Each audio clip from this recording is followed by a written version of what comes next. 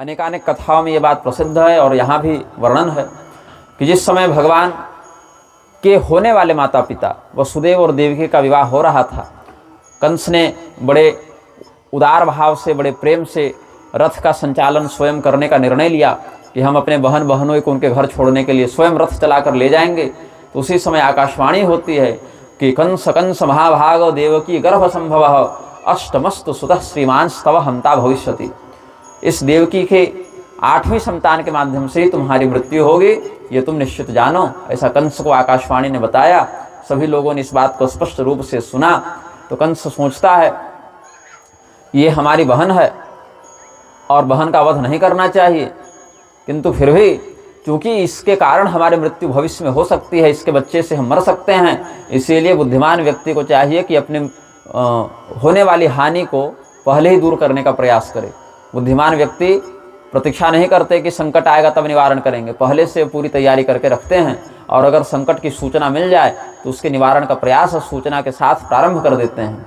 तो अगर पाप भी लगेगा, पापे नापि प्रकर्तव्या देह रक्षा विपश्चिता, बहन को मारना पाप है तो हम ये पाप क्यों करें, नहीं करना चाहिए। लेकिन यह भी वचन है कि शास्त्र कहते हैं कि अपने शरीर को बचाने से बड़ा कोई धर्म नहीं है। शरीर रहेगा तो प्रायश्चित भी कर लोगे, व्रत भी कर लोगे, बहुत उपाय है, जिंदा बचोगे तब। मर जाना भी बुद्धिमानी नहीं है। तो प्रायश्चित्तेन पापस्य शुद्धिर्भवति सर्वदा, अगर कोई पाप लगेगा भी तो बाद में हम जब अपनी मृत्यु का निवारण कर चुके होंगे तब हम प्रायश्चित इत्यादि जीवन भर कर लेंगे, उसके माध्यम से हमारी शुद्धि हो जाएगी। इसीलिए जो चतुर व्यक्ति है पहले जान बचाने का प्रयास करता है। तो ये बात तो ठीक है, एक पक्ष में ये बात ठीक है, लेकिन शास्त्र यह भी कहता है कि धर्मम त्यजेत जीवितस्यापि हेतो न धर्मम त्यजेत, न जातु कामान न भयान न लोभात् धर्मम त्यजेत जीवितस्यापि हेतो जीवो नित्यः सुख दुःखत्व नित्ये देहो नित्यः धर्मो नित्यः सुख दुःखत्व नित्ये जीवो नित्यः हेतुरस्यत्व नित्यः। ये भाव है। अर्थ क्या है? न जातु कामान न भयान न लोभान, लोभाद भयाद कामाद वा धर्मम न त्यजेत जीवितस्यापि हेतोरपि धर्मम न त्यजेत। कस्मान् न त्यजेत धर्मम? यस्मात् देहो अनित्यः जीवो नित्यः। अर्थ क्या है? किसी लोभ से, किसी कामना के वशीभूत होकर, किसी डर से धर्म का परित्याग नहीं करना चाहिए, क्योंकि जिस शरीर की रक्षा करने के लिए तुम धर्म को छोड़ोगे वो शरीर आज न कल मरेगा। इसीलिए नश्वर शरीर की रक्षा करने के लिए मौलिक जो आधारभूत धर्म है उसका परित्याग नहीं करना चाहिए, क्योंकि चेतना तो ऐसे भी नहीं मरेगी, मरेगा शरीर ही, और किसी भी माध्यम से किसी भी समय तो मरेगा ही। इसीलिए सुख और दुख आने जाने वाले हैं, धर्म आने जाने वाला नहीं है। शरीर आने जाने वाला है, आत्मा आने जाने वाला विषय नहीं है। धर्म और आत्मा अविनाशी होते हैं, सुख दुख शरीर इत्यादि विनाशवान होते हैं। इसलिए महाभारतकार वेदव्यास जी ने निर्देश दिया कि धर्म का परित्याग प्राण रक्षा के लिए भी करना उचित नहीं है। चाहे कोई कितना भी लोभ दे, कितना भी डराए, कितना भी धमकाए। तो ये कंस क्या करता है? आधी अधूरी बात से अपने कुकृत्य को सही सिद्ध करने का प्रयास करता है। जो दुर्जन होते हैं वो दुर्जन ऐसा ही करते हैं। अगर उनसे कोई गलत काम हो जाए, जानबूझकर हो चाहे अनजाने में हो, तो दुर्जन क्या करते हैं? अपने गलत को ही सही सिद्ध करने के लिए कुतर्क करते हैं और उस कुतर्क के पीछे किसी शास्त्रीय वाक्य का आधार दिखाने का प्रयास करते हैं। क्या हुआ वृंदावन में भी? इंद्रेश ने विवाह कर लिया परित्यक्ता स्त्री से, अब्राह्मणी से, बहुत हंगामा हुआ। तो उसके पीछे लोग वकालत करने के लिए धर्म की 2-4 पंक्तियों को गलत रूप से संदर्भित करने आ गए। तो धर्म का जो मूल स्वरूप है उसको विकृत करने का सबसे बड़ा हाथ किसका हो गया आजकल? जिनके ऊपर धर्म की रक्षा की जिम्मेदारी थी। और भय से कहें या लोभ से कहें, लोग चुप हैं, या जो बोल रहे हैं उनको चुप कराने का प्रयास किया जाता है। तो जो धर्म तत्व है, धर्म एको ही निश्चल। यहाँ भी कहा गया अगर किसी परिस्थिति विशेष में, किसी युग विशेष में, किसी आपत्ति की स्थिति में धर्म के कुछ नियमों में फेरबदल की भी बात हो कि भाई मजबूरी है, तो ऐसी स्थिति में कितने अंश तक उसमें क्या फेरबदल हो सकता है, उसको आपद धर्म नियम के अंतर्गत शास्त्र ने स्पष्ट बताया है कि किस समय किस परिस्थिति में कौन सा नियम कितना प्रभावी होगा या नहीं होगा। महामारी के समय, युद्ध के समय, अकाल के समय, रोग के समय, अवस्था की अधिकता के समय कौन सा नियम कितना लगेगा, ये भी शास्त्र ही बताते हैं। इसमें हम अपनी अगर मनमानी घुसा दें तो कोई भी ऐसा कृत्य नहीं है जिसको सही सिद्ध करने के लिए अधर्मी लोग न बैठ जाएं। ये भी एक नियम अपवाद में चलने लग जाएगा। तो पापी क्या करते हैं, गलत काम को स्वीकार करके कि हाँ हमने गलती की, अपने अपराध का प्रायश्चित नहीं करते। वो अपने अपराध को, अपने अधर्म को ही धर्म का रूप देने के लिए शास्त्र के किसी भी वाक्य को किसी भी अर्थ में सिद्ध करने बैठ जाते हैं, न्याय व्याकरण मीमांसा की दुर्गति करते हुए। और धार्मिक क्या करते हैं, सतर्कता पूर्वक कार्य करते हैं कि हमसे पहली बात गलती हो नहीं, और अगर गलती हो जाए तो उसको स्वीकार कर लेते हैं कि हमसे यह अपराध हो गया, हमसे ऐसा आचरण अपेक्षित नहीं था और हमने यह जो गलती कर दी इसका समाधान किया जाना चाहिए। तो अस्तु इस विषय पर तो भविष्य में हम इधर से कथा से थोड़ा अवकाश मिलेगा तो और कोई विस्तृत वक्तव्य देंगे, लेकिन अभी इस प्रसंग से हमें स्मरण हो गया कि जिस अंश में कंस ने इसी प्रकार का कुतर्क करते हुए शास्त्र के वाक्यों का दुरुपयोग किया है कि पापे नापि प्रकर्तव्या देह रक्षा विपश्चिता। कंस क्या कहता है, पाप करना पड़े तो कर लो लेकिन प्राण बचा लो। और वेदव्यास क्या कहते हैं, न जातु कामान न भयान न लोभात् धर्मम त्यजेत् जीवितस्यापि हेतु। प्राण बचाने के लिए भी चाहे लोभ से या कपट से या डर से कोई आपको दबाने का प्रयास करे, फिर भी धर्म का परित्याग नहीं करना चाहिए। इसीलिए कंस की वाणी जो है वह अधर्म का ही एक रूप है, इसको धर्माभास कहते हैं। ऐसा अधर्म जो ऊपर से धर्म का चोला पहन कर आ जाए और अंदर से अधर्म हो, उसको कहते हैं आभासी धर्म, मतलब भ्रामक धर्माभास। तो आजकल जो धर्म बढ़ता हुआ दिखता है वो वस्तुतः धर्म नहीं है, आभासी है, धर्माभास है। जैसे कोई हीरा बोलकर कांच बेच दे, वैसे अधर्म को धर्म के रूप में प्रस्तुत करने का षड्यंत्र होता है। तो प्रायश्चित्तेन पापस्य शुद्धिर्भवति सर्वदा, ये बात तो ठीक है, इतने अंश में धर्म लगता है, लेकिन प्राण रक्षा प्रकर्तव्या बुधैरप्येन सा तथा, ये बात में अधर्म दिखता है। तो कंस ने देवकी जी को मारने की इच्छा से उनके केश को पकड़ा, घसीटने का प्रयास किया और म्यान से तलवार निकाल ली। क्या लगता है कि गृहस्थी बड़ा दुख का जंजाल है। अरे हमारी गृहस्थी देखिए कितनी जमी जमाई है, हम बैल पर बैठते हैं, भगवती सिंह पर बैठती हैं, दोनों में कभी झगड़ा नहीं होता। हमारा एक बेटा मोर पर, एक बेटा चूहे पर, कभी झगड़ा नहीं होता। हमारे गले में अलग से सांप भी है, न सांप और चूहे में झगड़ा, न मोर और सांप में झगड़ा। गृहस्थी तो हमारी देखिए। तो शिव जी कहते हैं कि आप संसार के सर्वश्रेष्ठ गृहस्थ होंगे। भगवती पार्वती ने भी ये वरदान दिया है, पार्वती देवी ने वरदान दिया कि कृष्ण कृष्ण महाबाहो संसारेस्मिन् नराधिप गृहस्थ प्रवरो लोके भविष्यति भवानी हो। आपकी गृहस्थी ऐसी होगी कि देवता मोहित हो जाएं। तब नारद मुनि भगवान की गृहस्थी देखने के लिए आए थे एक बार। हाँ, लेकिन 100 साल आपका घर चलेगा। 100 वर्षों के बाद ब्राह्मण के शाप से और आपस में मोहित होने के कारण आपकी संततियाँ और आपका जो वंश है वो आपसी युद्ध में ही अपना विनाश कर लेगा। अब यही बात इंद्रेश ने कह दी तो यादवों का संगठन उनके विरुद्ध हो गया, कहा क्षमा मांगो, हमको बुरा लगा। अब क्षमा मांग भी ली, अधर्म युक्त विवाह के कारण क्षमा नहीं मांगी, डर के कारण मांगी। जहाँ क्षमा मांगनी चाहिए वहाँ नहीं मांग सकते, और जहाँ नहीं मांगनी चाहिए वहाँ मांग बैठते हैं। क्यों? क्योंकि लोक परलोक का विचार धर्म से नहीं, अभी तो सामने जिसके हाथ में लाठी है वही भैंस का मालिक होगा, इस विचार से आजकल लोग करने लगे हैं। तो ये शास्त्र की बात है, यह इतिहास है, और भगवान की इच्छा और भगवान की प्रेरणा इसी क्रम में है।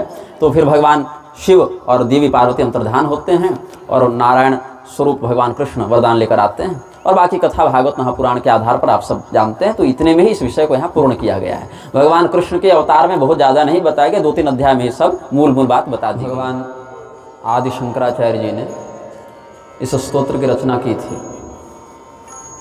इसको कहते हैं आनंद लहरी। ऐसे एक आनंद लहरी सौंदर्य लहरी के भाग में भी मिलता है, ये दूसरा है, ये थोड़ा छोटा है। और इसमें भगवती के, विशेष करके भगवती त्रिपुर सुंदरी के या श्री विद्यापरक ये स्तोत्र है, उनके अद्भुत महिमा के अद्भुत भावों का उन्होंने यहाँ अनुभव किया है।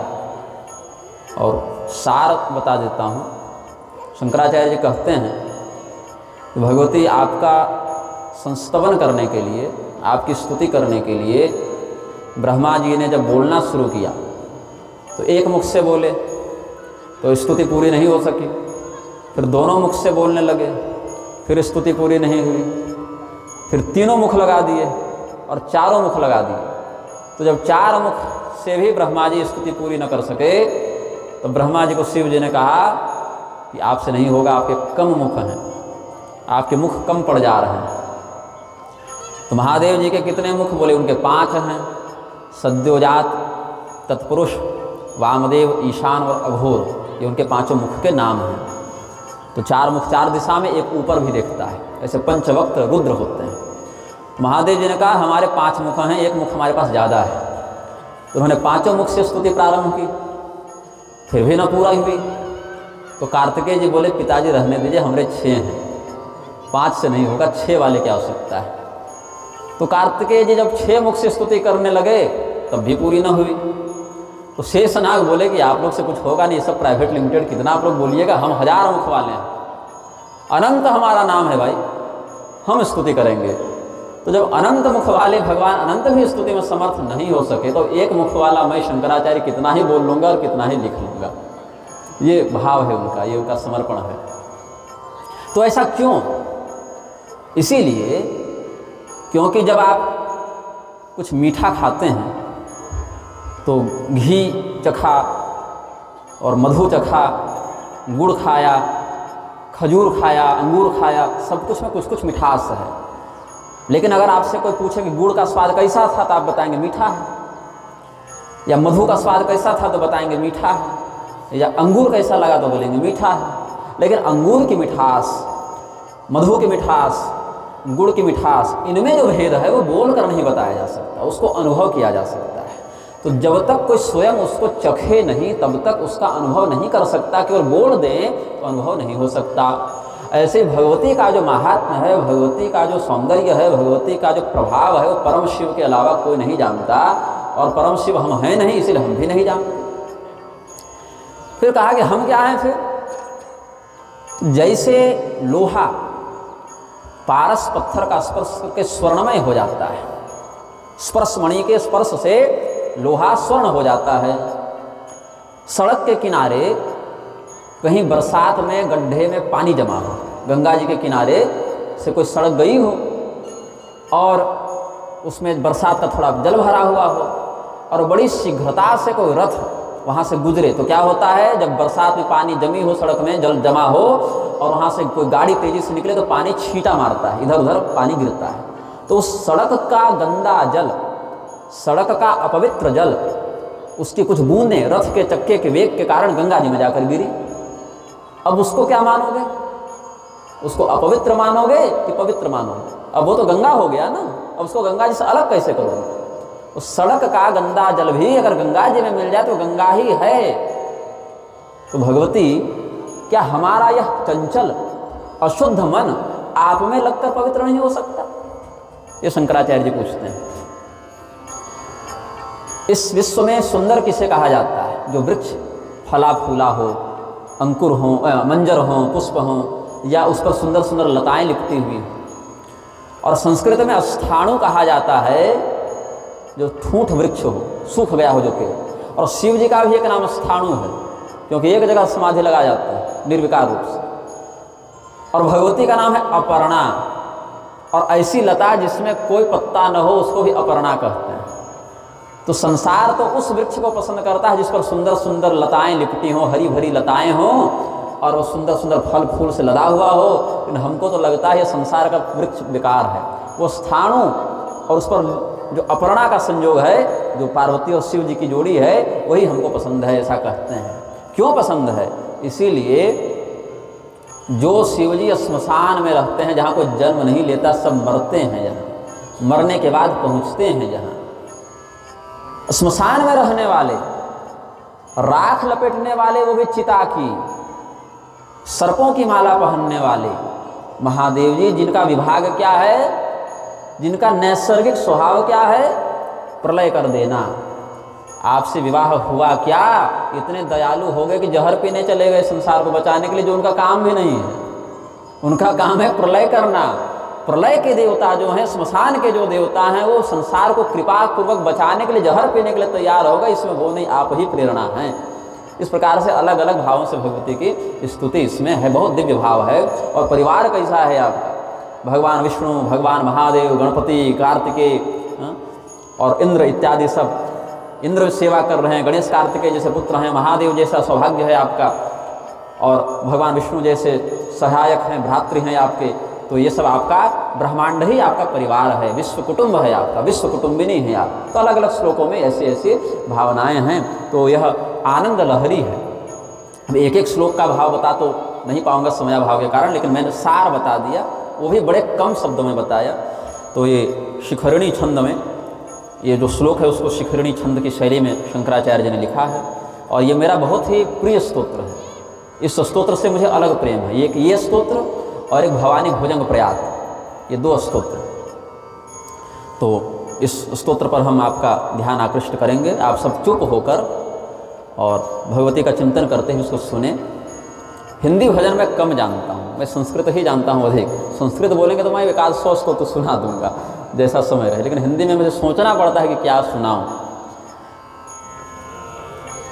भवानी स्तोतुं त्वां प्रभवति चतुर्भिर्नवदनैः प्रजानामीशानस्त्रिपुरमथनः पञ्चभिरपि न षड्भिः सेनानैर्दशशतमुखैरप्यहिपतेस्तदान्येषां केषां कथय कथमस्मिन्नवसरः घृतक्षीरद्राक्षा मधुमधुरिमाकैरपि पदैर्विशेष्यानाख्येयो भवति रसनामात्रविषयः तथा ते सौन्दर्यं परमशिवदृङ्मात्रविषयः कथंकारं ब्रूमः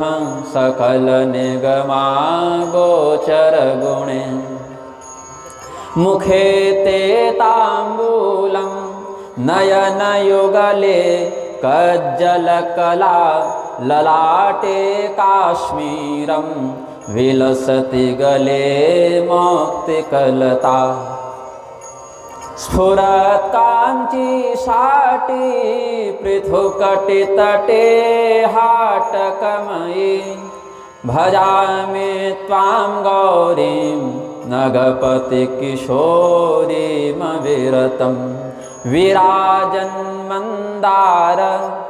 द्रुमकुसुमहारस्तनतटे नदद्वीणानाद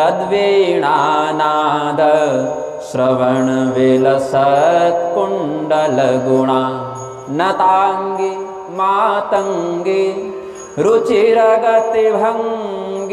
भगवती सती शम्भोरम्भो रुहचटुलचक्षुर्विजयते नवीनार्कभ्राजन्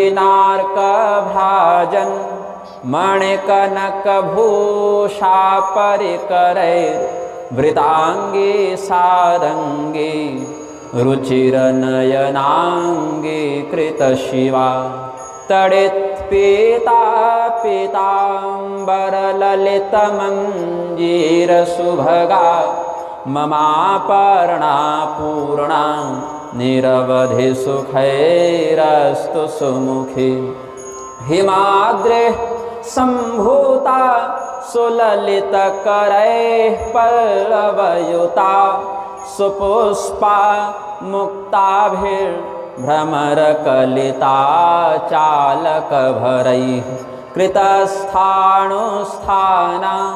कुचफलनता सूक्तिसरसा रुजां हन्त्री गन्त्री विलसति चिदानन्दलतिका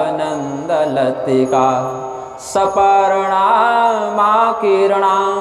कतिपयगुणैः सादरमिह श्रयन्त्यन्ये वल्लीं मम तु मतिरेवं विलसति अपर्णैका सेव्या जगति सकलैर्यत्परिवृतः पुराणोऽपि स्थाणुः फलति किल कैवल्यपदवी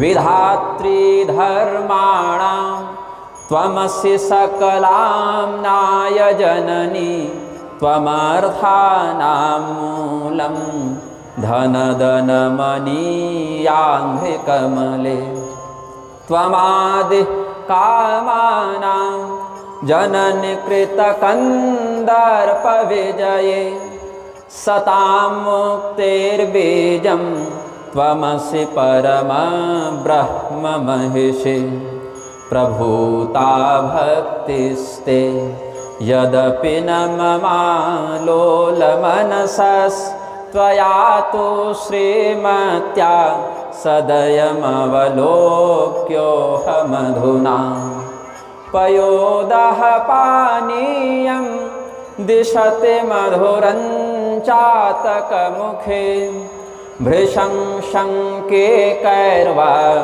विधिभिरनुनीता मम मतिः कृपापाङ्गालोकं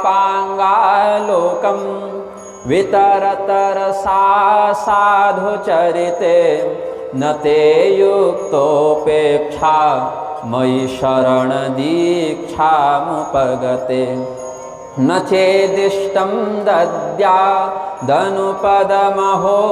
कल्पलतिका विशेषः सामान्यैः कथमितरवल्ली परिकरैः महान्तं विश्वासं तव चरणपङ्केरुहयुगे निधायान्यन्नैवाश्रितमिह मया दैवतमुमे तथापि त्वच्चेतो यदि मयि न जायेत सदयं निरालम्बो लम्बो दरजननिकं यामि शरणम् अयस्पर्शे लग्नं सपदि लभते हेमपदवीं यथारथ्यापाथः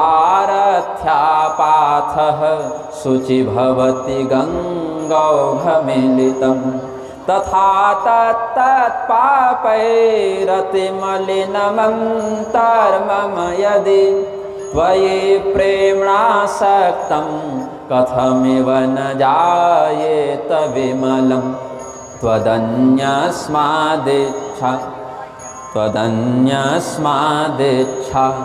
विषयफललाभेन नियमः त्वमर्थानामिच्छाधिकमपि समर्था वितरणे इति प्राहुः प्राञ्चः कमलभवनाद्यास्त्वयि मनः त्वदासक्तं नक्तं दिवमुचितमीशानि कुरु तत् स्फुरं नानारत्न स्फटिकमयभित्तिप्रतिफल त्वदाकारं चञ्चच्छधरकलासौधशिखरं मुकुन्द ब्रह्मेन्द्र प्रभृतिपरिवारं विजयते तवागारं रम्यं त्रिभुवनमहाराजगृहिणी निवासः कैलासे विधिशतमखाब्जास्तुतिकराः कुटुम्बं त्रैलोक्यं कृतकरपुटः सिद्धिनिकरः महेशः प्राणेशस्तदवनिधराधीशतनये न ते सौभाग्यस्य क्वचिदपि मनागस्ति तुलना वृषो वृद्धो यानं विषमशनमाशानिवसनं श्मशानं क्रीडाभूत् भुजगनिवहो भूषणविधि समग्रा सामग्री जगति विदितैव स्मररिपो यदेतस्यैश्वर्यं तव जननि सौभाग्यमहिमा अशेष ब्रह्माण्ड प्रलय विधिनैसर्गिकमते श्मशाने श्वासीनः कृतभसितलेपः पशुपते दधौ कण्ठे हालाहलमखिलभूगोलकृपया भवत्याः सङ्गत्याः फलमिति च कल्याणि कलये त्वदीयं सौन्दर्यं निरतिशयमालोक्य परया भियैवासीद्गङ्गा जलमयतनुः शैलतनये तदेतस्यास्ताम्यद् वदनकमलं वीक्ष्य कृपया प्रतिष्ठामातेने